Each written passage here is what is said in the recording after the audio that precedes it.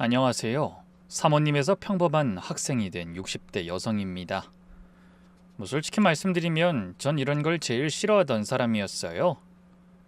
남의 집 이야기 옮기는 것도 싫어했고 모임에서 누가 누구 흉을 보면 물컵만 만지작거리다 화장실 다녀오는 척 자리를 뜨던 사람이었죠. 그런 제가 왜 이야기를 하기로 마음 먹었는지부터 말씀드리는 게 순서일 것 같네요. 저는 사람을 오래 알면 웬만한 건 다 안다고 믿었어요. 40년을 명절이면 우리 집 식탁에 같이 앉고 우리의 100일에 같이 사진 찍히고 우리 시어머니 장례식장에서 사흘을 같이 밤새운 사람이면 그건 가족이라고 생각했어요. 그런데 제가 이 일을 겪고 배운 것이 딱 하나 있는데요. 어떤 사람은 자기 얼굴을 40년 넘게 숨길 수 있다는 겁니다. 그것도 아주 가까이서요. 혹시 누군가를 너무 오래 믿어서 이제 의심하는 법을 잊어버린 분이 계시다면요. 제 이야기가 조금이라도 도움이 됐으면 좋겠습니다. 저는 경북의 작은 도시에서 딸만 넷인 집에 셋째로 태어났어요.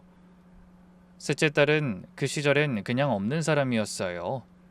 큰딸은 맞이라고 챙기고 막내는 어리다고 챙기고 저는 조용하니까 안 챙겨도 되는 애였어요. 밥상에서 고기가 나오면 손이 늦어서 못 먹는 애, 신발이 작아져도 말 안 하고 그냥 씻는 애, 그게 바로 저였죠. 그런데 제가 공부는 좀 했어요. 고등학교 때 담임 선생님이 아버지를 학교로 불러서 꼭 대학을 보내야 한다고 했는데 아버지가 그때 뭐라고 했는 줄 아세요? 여자는 대학 보내봤자 시집 갈 때 미천만 축난다고 하셨죠.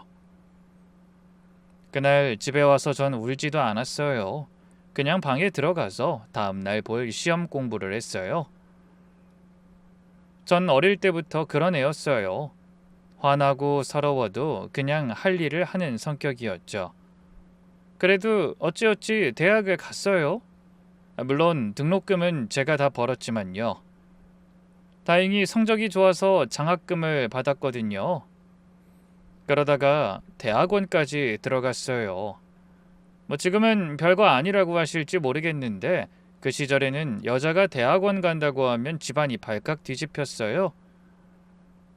그런데 학교에서는 달랐어요. 지도 교수님이 유독 저를 예뻐했거든요. 어느 날은 저를 부르더니 다음 학기에 조교 자리 하나가 비는데 그걸 저한테 주려고 마음먹었다고 하셨어요. 그 자리는 그냥 자리가 아니었어요. 학비가 면제되고 월급이 나오고 무엇보다 그 자리에 앉으면 박사까지 갈 수도 있다는 뜻이었거든요. 전 그날 학교 앞 버스 정류장에서 멍하니 30분을 서 있었어요. 제 인생에 그렇게 뭔가가 제 앞에 온 적이 없었거든요. 그런데 그해 겨울 아버지가 쓰러지셨어요. 새벽에 화장실 가다가 넘어지셨는데 병원에 실려가서 하반신을 못 쓰게 되셨어요.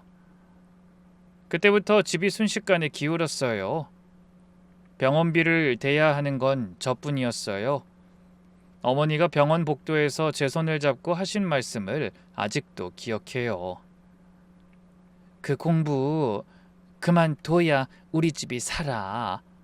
그냥 나중에 좀 나이 들어서 하면 안 되겠니? 그리고 그때 제 옆에 있어준 사람이 제 남편이에요. 당시 남편은 3년 선배였어요. 말이 아주 적은 사람이었는데 하루 종일 같은 방에 있어도 열마디를 안 하는 사람이었죠. 근데 손이 정말 빨랐어요. 다들 쩔쩔매는 장비를 남편이 만지면 10분 만에 돌아갔어요. 그래서 교수님들이 다 예뻐했죠. 제가 남편한테 마음이 간 날이 정확히 기억나는데요. 밤새 돌린 실험 데이터가 통째로 날아간 날이었어요. 그때는 컴퓨터가 지금 같지 않아서 날아가면 다 끝이었거든요. 빈 화면을 보고 앉아서 소리도 못 내고 울었어요. 그런데 남편이 저녁 늦게 다시 온 거예요. 말없이 제 옆자리에 앉더니 새벽 4시까지 데이터를 다시 잡아줬어요. 그만 울어. 그렇게 울 시간에 하나라도 더 해라. 지금 생각하면 참 정없는 말인데요. 그때는 그 말이 왜 그렇게 든든했는지 모르겠어요. 나중에 아버지 병원비 때문에 휴학계를 내려가던 날 학교 앞 분식집에서 같이 우동을 먹는데 갑자기 저한테 이렇게 말하는 거예요. 지금 돌아보면 그게 프로포즈였어요. 그냥 나랑 살자. 내가 다른 건 몰라도 너는 절대 안 굶긴다. 그 뒤로 30년이 훌쩍 흘렀어요. 남편은 39에 교수가 됐고요. 그 사이 저는 아이를 낳고 시부모님 병수발 들고 이사를 6번이나 했어요. 교수 부인으로 산다는 게 어떤 건진 모르시는 분들이 많더라고요. 다들 사모님 소리 듣고 사니까 좋겠다고 하는데 겉으론 그럴싸해 보였죠. 그런데 사모님 소리는 밥이 안 돼요. 특히 남편이 시간 강사하던 8년 동안은 한 학기 강의료로 넉 달을 버텼거든요.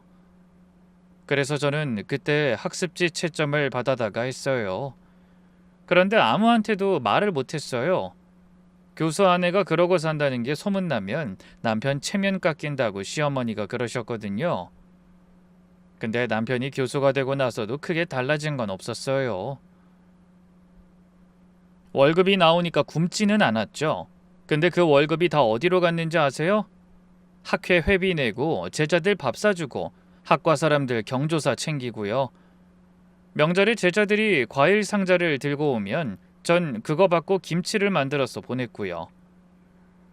받은 것보다 나가는 게 더 많았어요. 그런데도 전 그게 당연한 줄 알았어요. 이 사람이 잘 돼야 우리가 산다고 생각했으니까요. 그러니까 저는요, 밖에서는 사모님이고 안에서는 그냥 살림 빠듯한 여자였어요. 그런 제 사정을 유일하게 아는 게 제 친구 선주였어요. 친구는 결혼도 안 했어요. 그래서 늘 명절마다 친구를 불러 같이 보냈죠. 우리 딸 100일에도 왔고 시어머니 장례 때 사흘을 꼬박 같이 있었는데 상복 입고 육개장을 나르는 걸 보고 조문객들이 다 시누이인 줄 알더라고요. 제가 그 친구를 가족이라고 부른 게 빈말이 아니었어요. 그러다 남편이 어느 날 저녁을 먹다가 이러는 거예요. 우리 학교 산학협력단에 자리가 하나 났는데 선준 씨한테 넣어보라고 해. 저는 젓가락을 놓고 남편을 봤어요. 그 사람이 남의 일에 나서는 걸 본 적이 없거든요. 갑자기 왜? 당신 그런 거 절대 안 하잖아. 그래도 당신 친구 아니야. 혼자 사는 사람이 직장도 없으면 나이 들어서 더 힘들지. 전 그날 남편을 다시 봤어요. 이 사람이 무뚝뚝해서 그렇지 속은 이렇게 깊구나 하고요. 다음날 친구한테 전화해서 그 얘기를 하는데 괜히 제 목소리가 다 떨리더라고요. 그런데 친구는 처음엔 안 한다고 거절했어요. 됐어. 내가 무슨 재주로 거길 들어가냐. 너희 남편한테 미안해서 어떻게 그래. 네가 우리 집 식구지 뭐 남이야? 남편이 먼저 꺼낸 얘기라니까 내가 조린 게 아니라. 진짜야? 그럼 나 진짜로 지원서 쓴다? 나중에 딴소리하기 없기야? 그렇게 친구는 남편 학교에 산학협력단에 들어갔어요. 솔직히 전 산학협력단이 뭐 하는 데인지도 잘 몰랐어요. 거기서 남편의 모든 정산 서류가 친구의 책상을 거쳐갔다는 사실도 까마득히 몰랐으니까요. 근데 지금 와서 되짚어보면 신호는 있었어요. 그런데 문제는 봐도 다르게 해석을 한다는 거예요. 사람은 자기가 믿고 싶은 쪽으로 해석하니까요. 몇 가지만 말씀드려보자면요. 그 친구는 우리 집 비밀번호부터 남편 셔츠 사이즈도 저보다 정확히 알고 있었어요. 한 번은 남편 생일에 셔츠를 사왔는데 목둘레랑 소매 길이가 딱 맞더라고요. 전 그때도 그냥 웃으면서 그랬어요. 야, 대단하다. 너 우리 남편 옷 사이즈를 어떻게 정확하게 알아? 교수들 많이 보니까 다 거기서 거기더라고. 대충 찍었어. 대충 찍은 셔츠가 3년을 남편 옷장에 걸려 있었어요. 남편이 제일 자주 입던 옷이었고요. 한 번은 이런 일도 있었어요.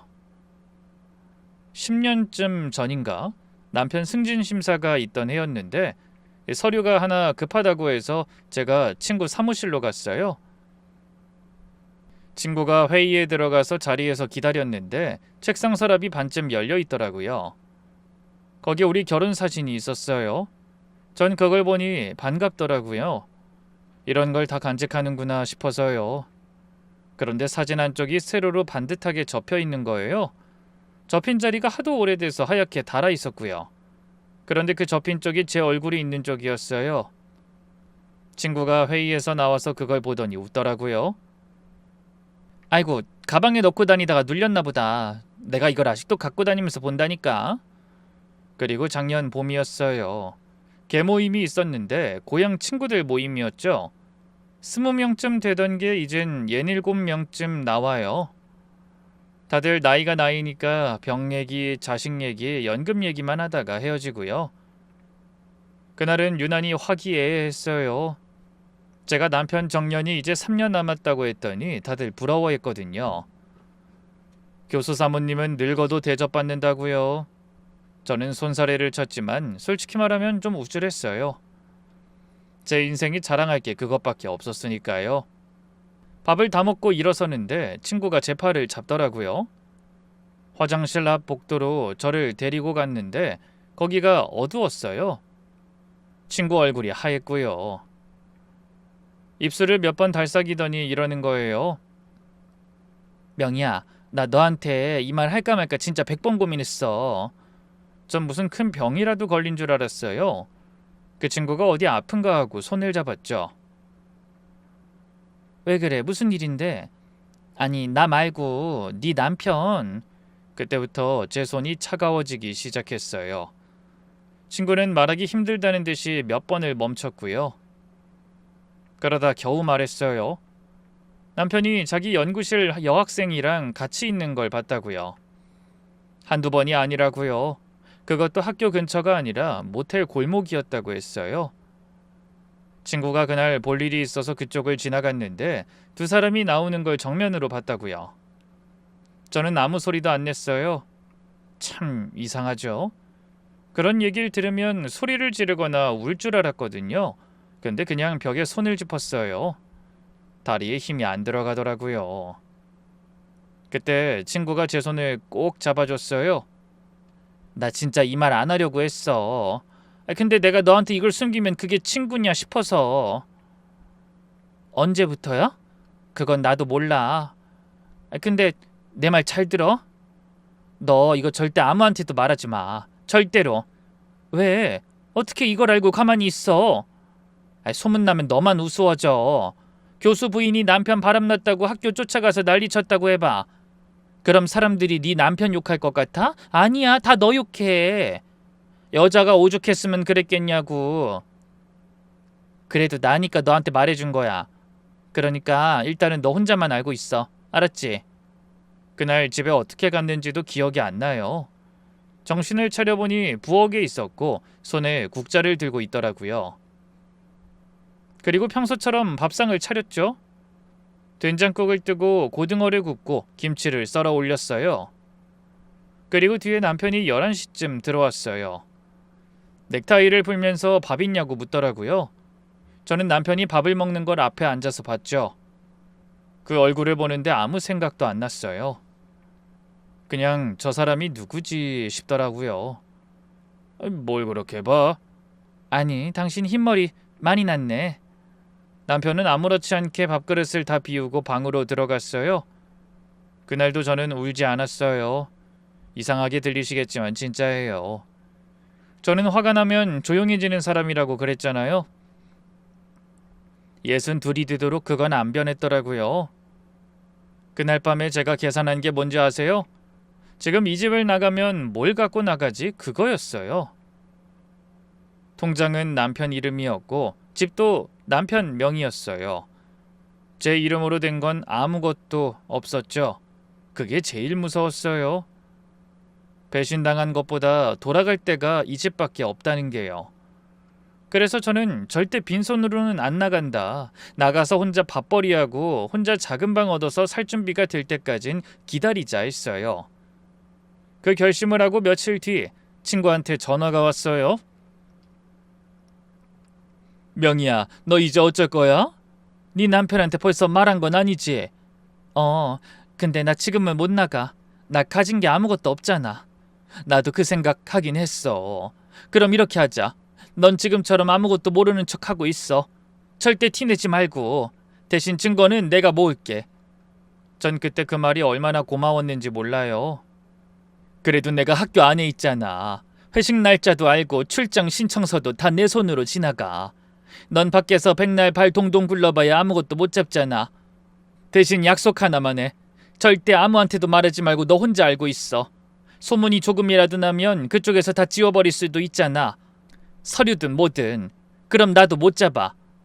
내 밥줄 걸고 돕는 거야. 그날부터 저는 밖으로는 아무것도 안 하고 안으로만 준비했죠. 친구가 증거를 모으는 동안 나는 내 살 길을 찾자 그렇게 생각했어요. 그때부터 3가지를 준비했어요.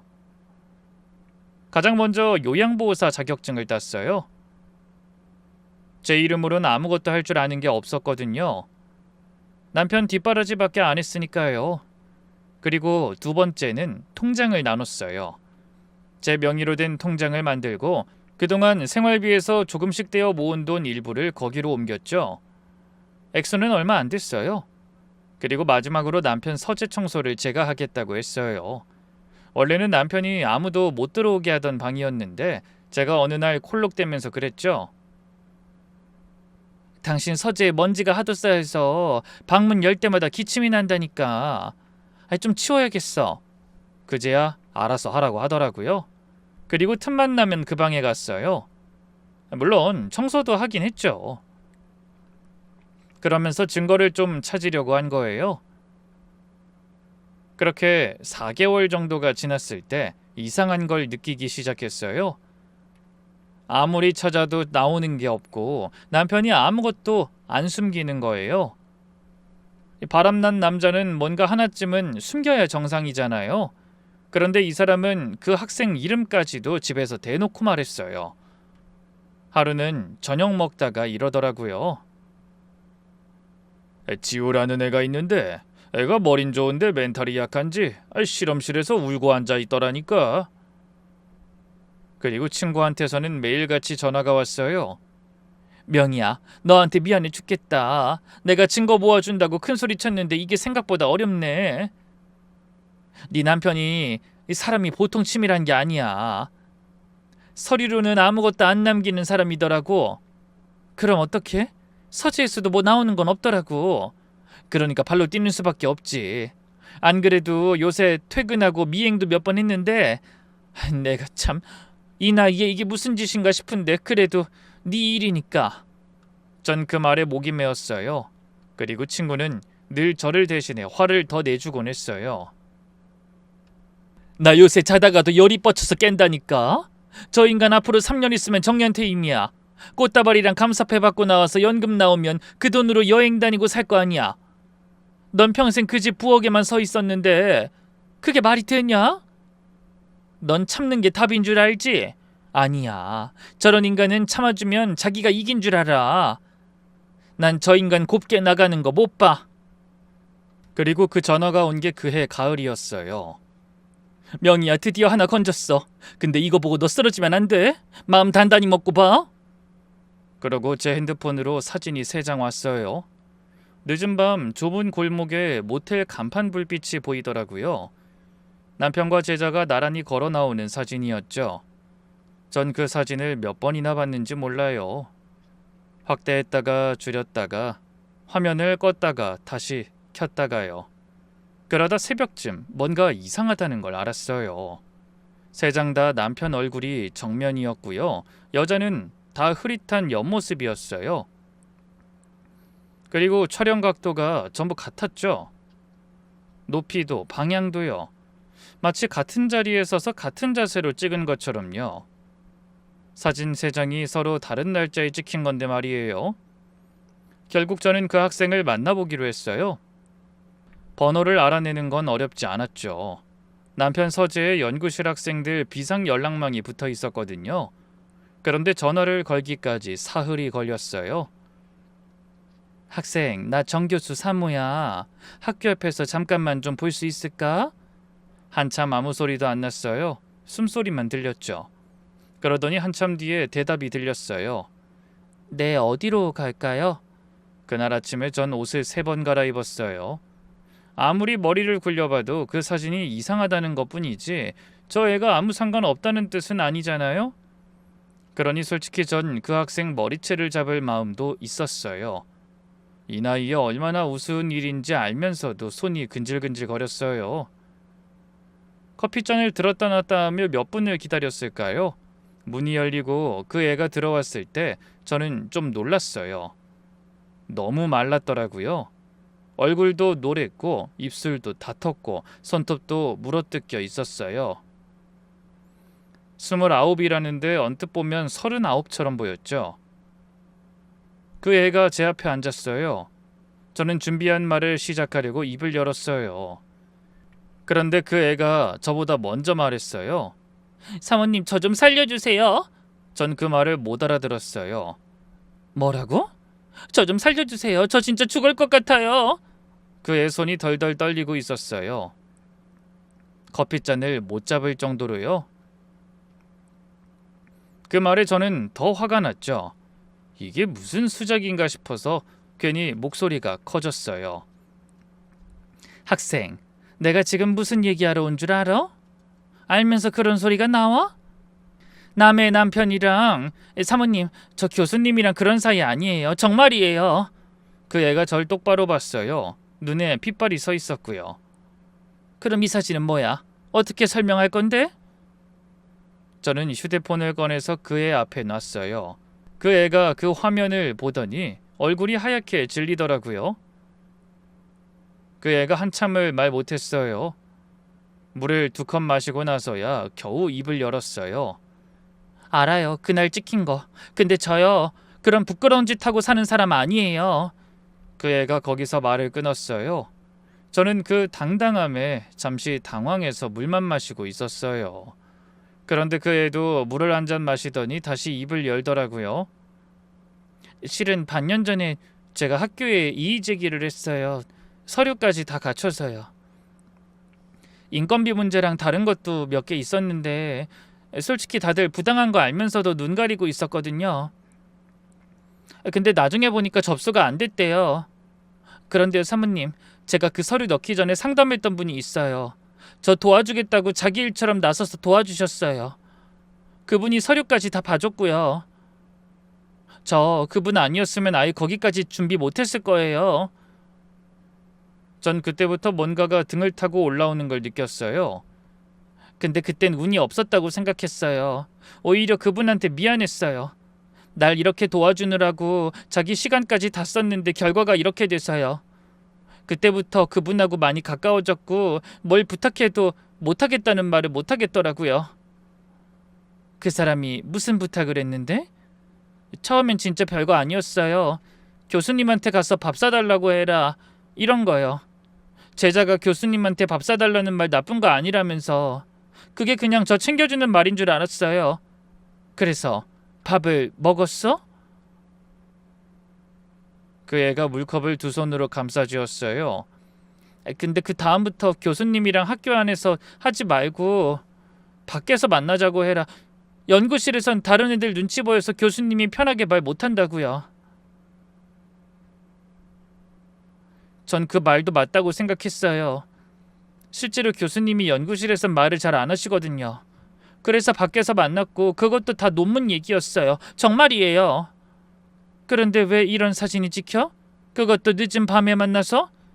그게 어느 날부터 시간을 정해주시는데 밤에 보라고. 그리고 장소도 꼭 그 근처였고요. 전 그의 얼굴을 봤어요. 꼭 엄마한테 혼나는 아이처럼 풀이 주고 앉아있더라고요. 학생, 그분이 뭐라고 왜 그렇게까지 하는데? 이상하면 안 하면 되잖아. 그 애가 한참 있다가 고개를 들었어요. 사모님, 저희 집이 어려워요. 아버지가 오래 편찮으세요. 엄마가 식당 일 하시는데 무릎이 다 나가셨고요. 동생이 하나 있는데 아직 학교 다녀요. 제가 학교에서 받는 게 인건비만 있는 게 아니라 근로장학이랑 조교 자리도 있거든요. 그래야 공부할 수 있어서 그래요. 근데 그 근로자리랑 조교 배정이요. 다 그분 부서에서 나가거든요. 그 말에 저는 숨이 막혔어요. 어느새 어린 시절의 제 모습이 겹쳐 보이더라고요. 제가 그분 말을 거절하면요, 다음 학기 근로 명단에서 제 이름이 빠져요. 그렇게 빠진 애들 제가 많이 봤어요. 이유라고 해봤자 그냥 이번엔 신청자가 많았다고만 하니까. 전 그럼 끝이에요.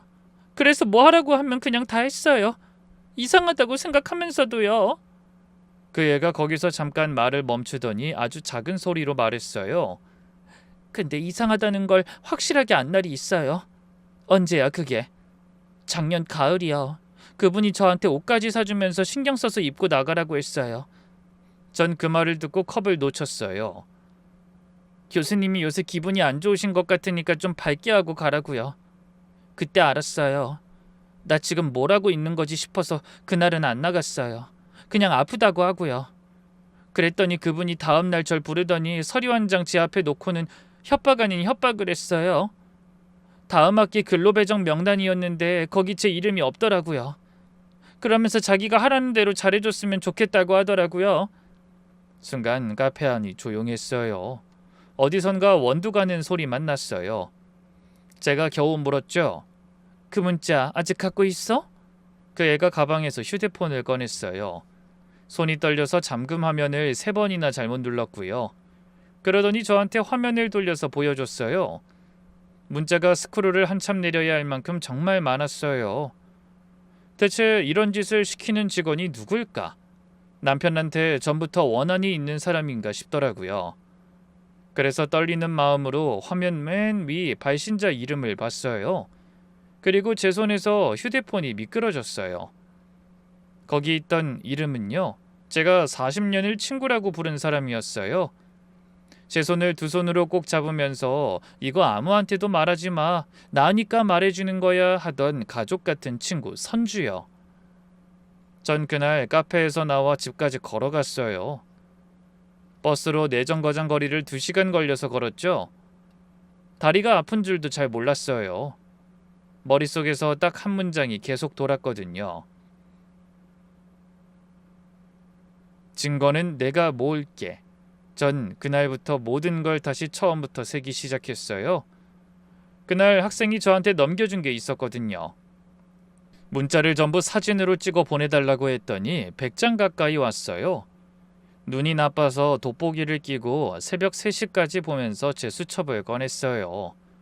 1년간 남편 귀가 시간이랑 회식 날짜 적어놓은 그 수첩을 나란히 놓고 맞춰봤죠. 그런데 볼수록 소름이 돋더라고요.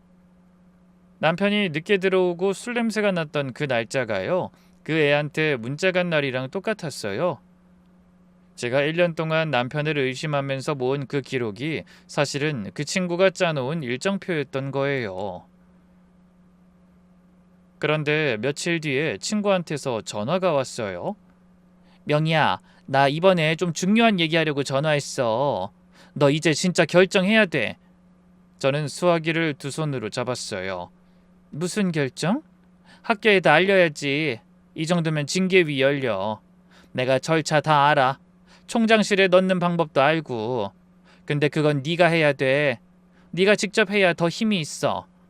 내가 하면 그냥 직원이 교수 물어뜯는 거지. 근데 네가 하면 그건 얘기가 달라져. 34년 산 아내가 못 살겠다고 나온 거잖아. 사람들이 다 네 편 들어. 학교 앞에서 한 번만 소리 질러도 그날로 끝나. 전 그 말을 듣고 손끝이 저렸어요. 여기까지 가는 게 계획이었구나 싶더라고요. 나 생각 좀 해볼게. 아니 생각을 왜 해 명이야. 너 지금 63이야. 네 남편 정년 지나고 나면 넌 아무것도 못 받아. 지금 안 하면 영영 못 한다니까. 저런 놈 얼굴 뻔뻔하게 들고 다니게 해줄 거야? 내가 다 도와줄게. 서류도 내가 써줄게. 넌 그냥 이름만 쓰고 학교 오면 돼. 어? 전 알았다고 하고 전화를 끊었어요. 그리고 한참을 앉아 있었어요. 그제야 친구가 원하는 게 뭔지 정확히 보이더라고요. 친구는 제가 조용히 이혼하는 걸 원하는 게 아니었어요. 그건 그 친구한테 아무 의미가 없거든요. 이 사람이 원한 건요, 남편이 제자랑 잤다는 흉한 소문이 학교 전체에 퍼지는 거였어요. 30년 쌓은 이름이 하루아침에 무너지는 거예요. 저는요, 그 판에서 무기였어요. 40년 동안 옆에 있으면서 갈아놓은 칼이었던 거예요. 그런데 저는 그때까지도 이유를 몰랐어요. 아니, 왜 이렇게까지 하는 건지 이해가 안 갔죠. 40년을 옆에 붙어 지내면서 왜 우리 남편을 매장시키려 하냐고요. 전 그게 이해가 안 돼서 도저히 잠이 안 왔어요.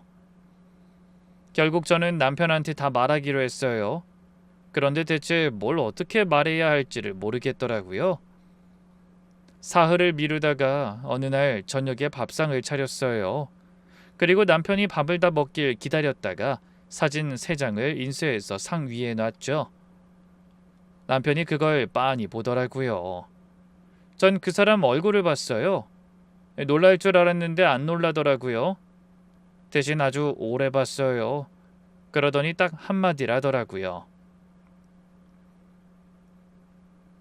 선주짓이네. 저는 손에 들고 있던 숟가락을 놨어요. 뭐? 당신이 그걸 어떻게 알아? 이 각도로 찍으려면 저기 약국 앞에 서 있어야 하는데 그날 선주실 봤거든. 전 그 사람 얼굴을 많이 봤어요. 남편이 물을 한 컵 마시더니 담담히 말했어요. 알고 있었어. 옛날부터 나 좋아했던 거.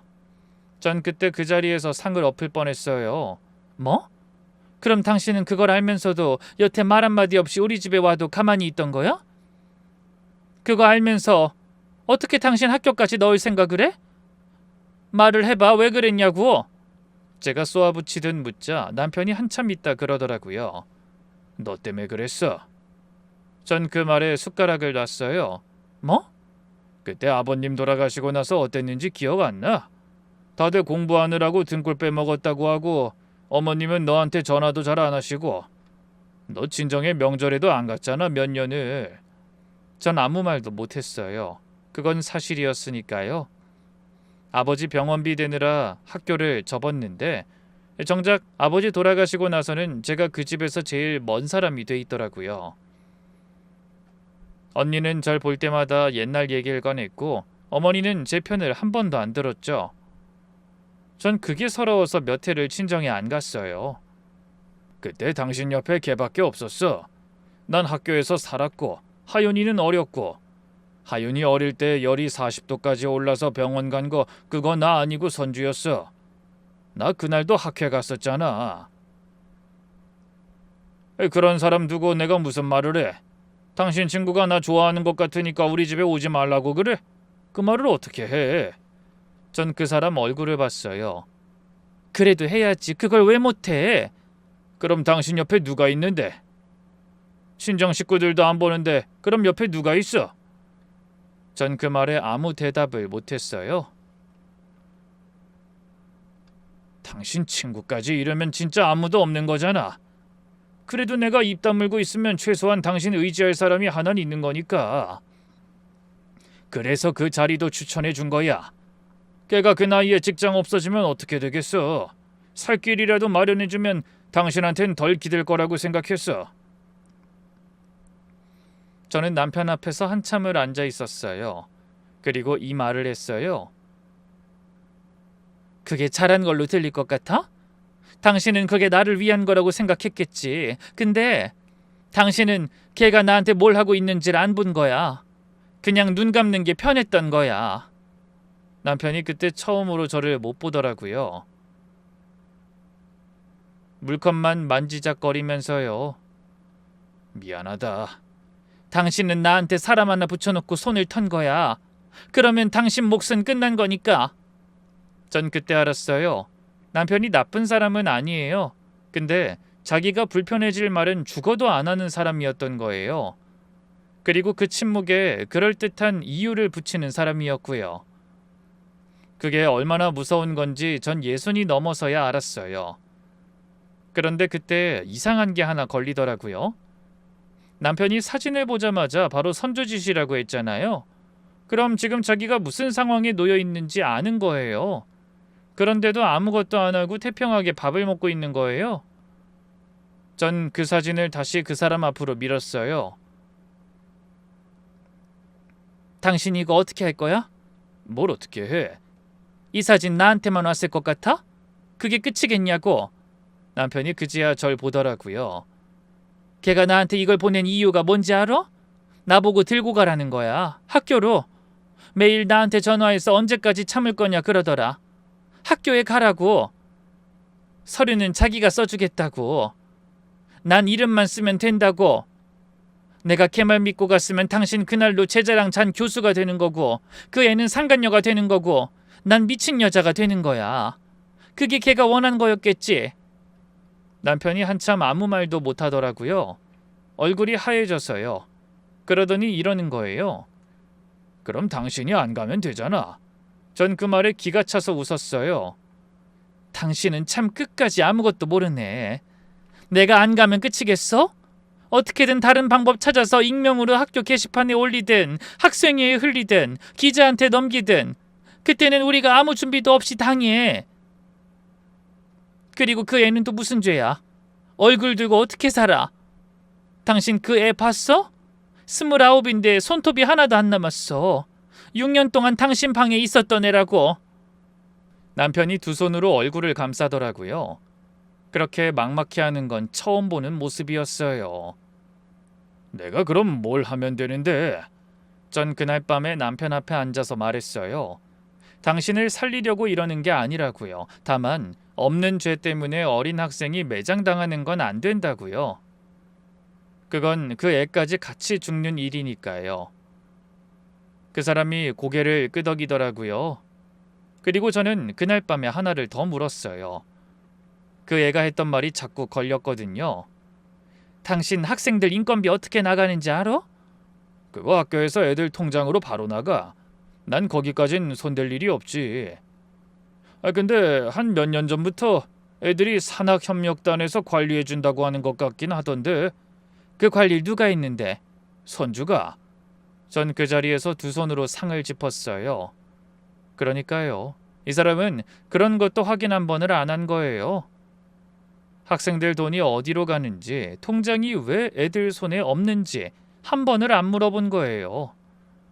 그러고는 자기 목에 칼을 쥐어준 사람한테 등을 대고 앉아 있었던 거고요.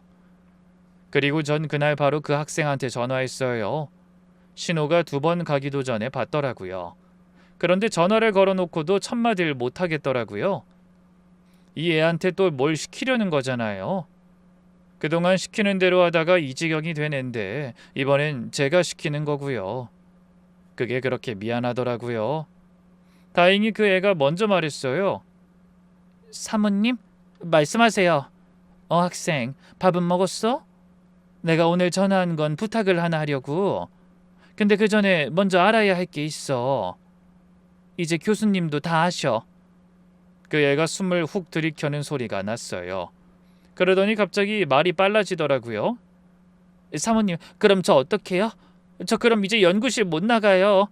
저 그동안 그 사람이 시키는 대로 한 거 다 알면 교수님이 전 정말 모르고 그랬던 건데. 아니야, 내가 다 말씀드렸어. 학생이 왜 그럴 수밖에 없었는지. 그날 거기 서 있으라고 한 문자가 있다는 것까지 다 알아. 그러니까 학생, 이제 학생 혼자 아는 비밀 아니야. 전화기 너머에서 아무 소리도 안 나더라고요. 울음을 참으려는 소리만 들렸어요. 그래서 내가 하려는 부탁이 뭐냐면 그 사람이 앞으로 뭘 시키면 지금까지 하던 대로 다 해. 하나도 거절하지 말고. 지금까지랑 똑같이. 뭔가 알아챘다는 걸 절대 눈치채면 안 돼. 사모님 또 그걸 해야 돼요? 저 또 그거 하다가. 알아, 학생 심정. 근데 이번엔 달라. 왜 다르냐면 지금까진 학생이 아무것도 모르고 한 거고 이번엔 우리가 다 알고 하는 거잖아. 교수님도 다 알고 나도 알아. 우리가 지금 도망가면 그 사람이 다른 방법을 찾을 거야. 학교 게시판에 익명으로 올리든 어디에 흘리든. 그럼 그땐 우리가 아무 준비도 없이 당해.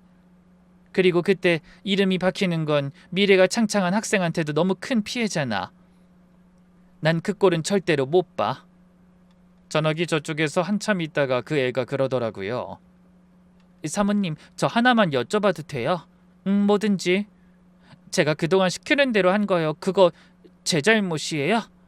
전 그 말에 목이 메었어요. 이 애가 1년 반 동안 그 생각만 하고 살았구나 싶더라고요. 잘 들어. 그건 시킨 사람 잘못이야. 그거 하나만 기억해. 그 애가 그날 전화기를 붙잡고 한참을 울었어요. 제가 마지막에 이 말만 했어요. 그리고 이번 주말에 우리 집에 와. 내가 밥 해줄 테니까.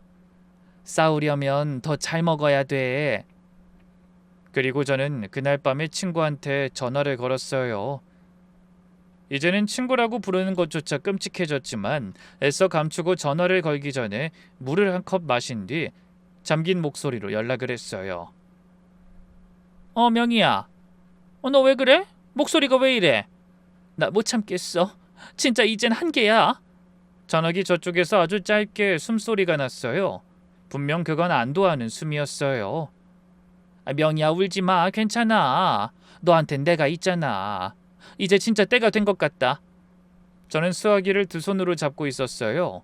그런데 이젠 손이 하나도 안 떨리더라고요. 나 근데 아무것도 모르겠어. 나만 우스운 꼴 당할 것 같기도 하고. 내가 다 해줄게. 뭐가 무서워. 고마워. 나 진짜 너밖에 없다. 제 입에서 그 말이 어떻게 나왔는지 모르겠어요. 지금까지는 늘 진심으로 했던 말을 그날 처음으로 거짓으로 했거든요. 그날부터 두 달이 제 인생에서 제일 이상한 두 달이었어요. 저는 매일 그 친구랑 통화를 했어요. 하루에 2번씩 할 때도 있었죠. 친구는 신이 나 있었어요. 목소리가 달라졌어요. 40년 동안 그렇게 말이 많은 걸 본 적이 없거든요. 명희야, 내가 어제 밤새 초안 썼어. 지금 보낼게. 읽어보고 이상한 데 있으면 말해. 그 친구가 보내준 문서가요. 자그마치 12장이었어요. 제목이 뭐였냐면 교원 품위 유지 위반 및 지도 학생과의 부적절한 관계에 관한 진정서였어요. 전 그 문서를 인쇄해서 우리 딸한테 보여줬어요. 딸이 보더니 그러더라고요. 엄마, 이거 이모가 혼자 다 쓴 거야? 엄마, 근데 여기 봐. 여기 아빠 연구실 내부회의 날짜가 있어. 이거 외부인이 알 수 있는 게 아니잖아. 이거 쓰면서 자기가 어디까지 아는지 다 적어놨네. 전 그때 알았어요. 친구는 40년 동안 절 무기로 썼는데요. 무기는 생각을 안 한다고 믿었던 거예요. 그리고 친구는 전화로 저한테 이런 것까지 미리 다 알려줬어요. 명희야, 잘 들어. 서류만 내면 안 돼. 서류는 학교에서 덮을 수 있거든. 징계위 열리는 날이 있어. 그날 학교로 와. 위원들 다 모이는 자리야. 거기 복도에서 네가 울면서 이걸 내미는 거야. 나 그런 거 못해. 할 수 있어. 명희야, 딱 3마디만 하면 끝난다니까. 정 교수랑 40년이 넘게 살았는데 제 남편이 제자랑 일했습니다. 학교가 이걸 덮을 것 같아 직접 왔습니다. 3마디만 하면 끝나. 제자랑 그러고 있는 놈을 교수랍시고 얼굴 들고 다니게 하고 싶어? 전 그때 손톱이 손바닥을 파고드는 걸 느꼈어요. 선주야, 근데 그 애 아직 학생이잖아. 괜히 우리 남편 때문에. 명희야, 너 지금 그런 걸 생각할 때야? 그 애가 바람필 때 너 생각해줬어? 전 알았다고 했어요. 그리고 그 통화를 전부 녹음했어요. 변호사가 그러더라고요. 본인이 당사자로 참여한 통화는 녹음해도 된다고요. 그렇게 2달 동안 녹음 파일이 41개가 나왔어요. 그런데 하나가 부족했어요. 친구가 그 사진을 찍었다는 걸 증명할 게 없었거든요. 그 애 문자에는 어디에 서 있으라는 말만 있지 자기가 찍었다는 말은 없었어요. 그래서 저는 마지막으로 미끼를 하나 던졌어요. 선주야, 근데 이 사진 말이야. 이거 작년 거잖아. 징계위에서 옛날 거라고 하면 어떡해? 전화기 저쪽이 잠깐 조용해졌어요. 최근 것도 하나 있어야 되는 거 아니야? 그래야 정확할 것 같은데. 명희야, 너 요새 머리가 잘 돌아간다. 나도 이제 살아야 되니까. 그리고 기왕 그렇게까지 하는 거 확실히 해둬야지. 그 말에 친구도 웃더라고요. 곧 끝이 보인다고 생각했으니 더 그랬겠죠? 기다려봐, 내가 만들어 볼게. 만들어 보겠다. 그 말을 본인 입으로 하더라고요. 그리고 사흘 뒤 그 애한테 문자가 왔어요. 이번 주 목요일 밤 10시에 모텔이 많은 그 골목 앞에서 만나라고요. 남편한텐 고민이 있다고 하면서 나오라고요. 여기서부터는 제가 결정했어요. 남편이 나가기로 한 것부터요.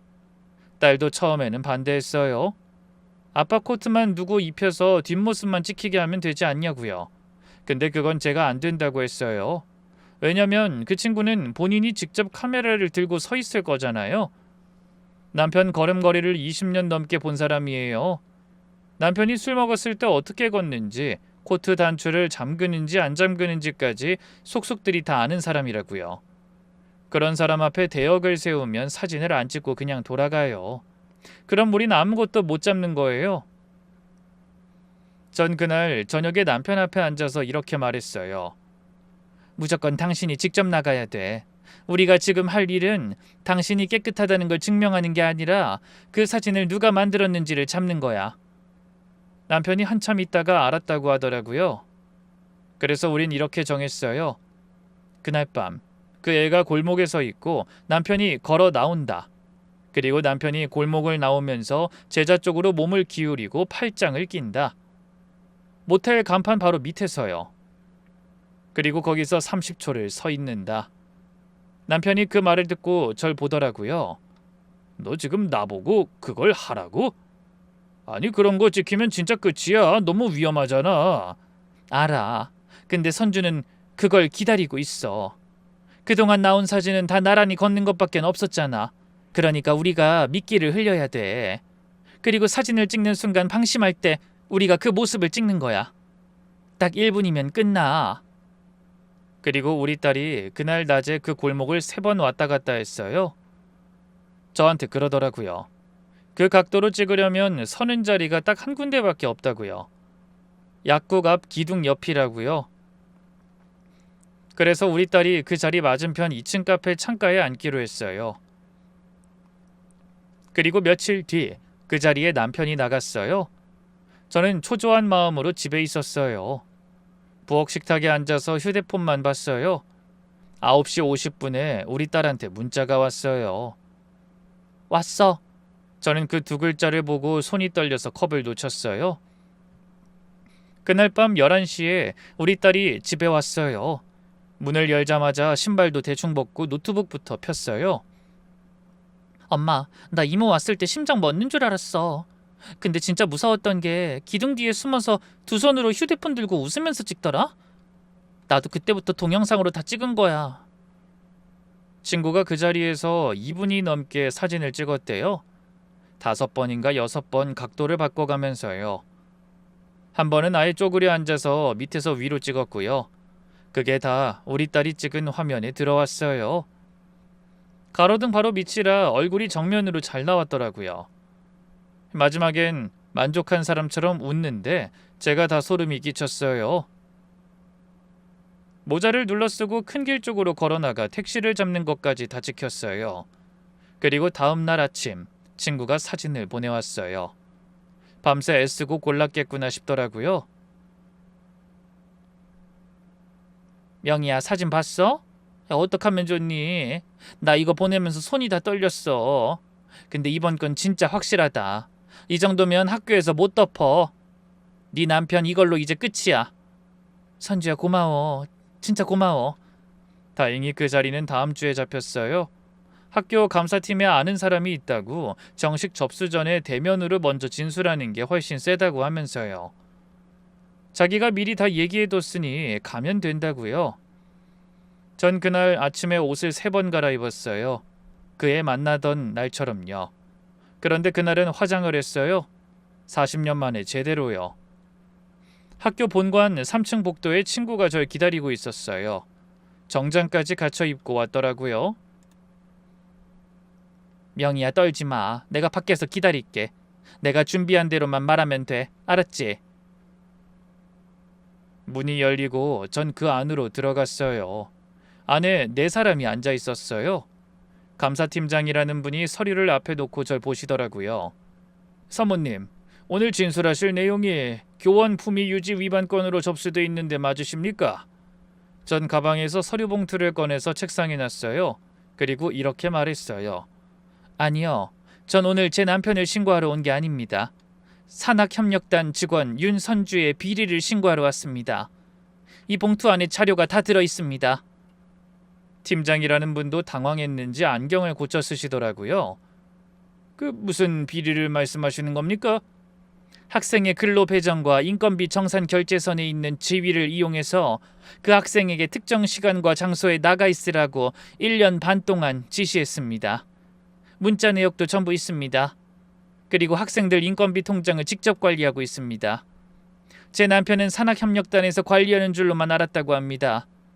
그 통장이 지금 몇 개인지 돈이 어디로 나갔는진 학교에서 확인해 주셔야 할 것 같습니다. 무엇보다 조작한 사진으로 교수 한 사람을 매장시키려 했습니다. 그 안에 통화 녹음 41건까지 같이 들어 있습니다.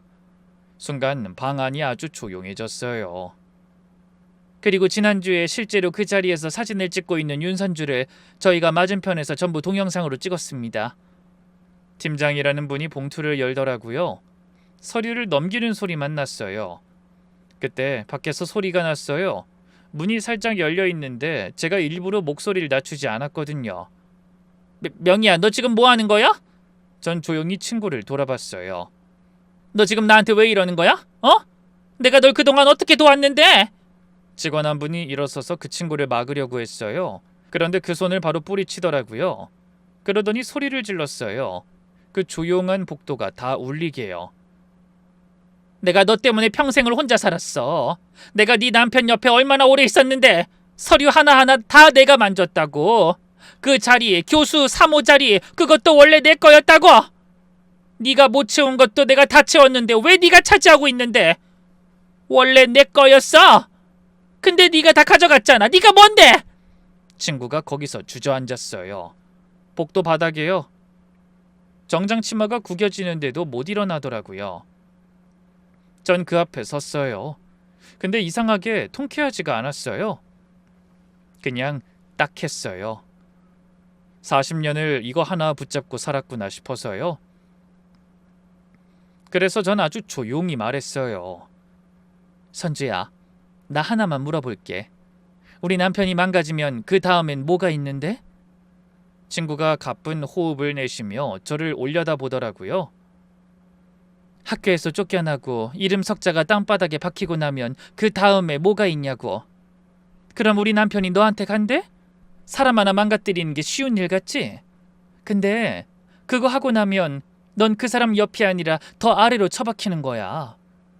사람 하나 망가뜨리겠다고 그동안 네가 한 짓들, 그거 다 네 손으로 했다는 증거가 남는 거라고. 진짜 끝은 너야. 친구가 그제야 고개를 들더라고요. 눈에 초점이 없었어요. 넌 그냥 내 자리를 갖고 싶었겠지. 근데 그거 좀 갖겠다고 네가 뭘 밟고 왔는지 알아? 전 거기서 돌아섰어요. 그런데 2걸음 가다 다시 돌아봤어요.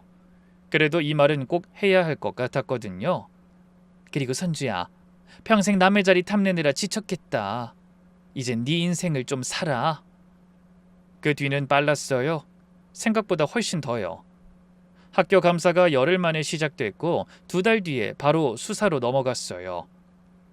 친구는 없는 일을 꾸며서 사람을 걸려고 한 죄로, 그리고 학생들 인건비를 10년 넘게 자기 손으로 굴린 죄로 구속됐어요. 통장이 17개였다고 하더라고요. 그중에 그 애 것도 있었고요.